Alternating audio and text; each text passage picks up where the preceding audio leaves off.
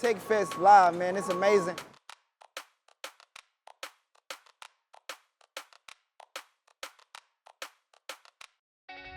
What intrigued me about TechFest Live is the focus that it has on STEM and STEAM and really getting students of all backgrounds, ages, communities involved. I know obviously how important tech is for our world, for our city, the city of Houston and the future of it. So what stood out is just making things like this event, STEM Go Pro Day and TechFest Live, accessible to all types of students.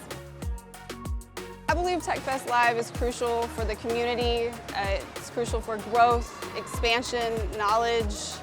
There are communities with children that may not have access to this education, this information, and it's a great way to get out and support the community.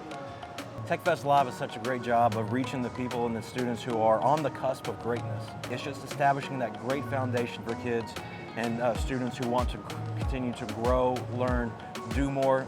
This type of event is laying the foundation for the future of Houston with our students. You have the power to change the energy, to change the perspective, and to innovate the next generation of STEM.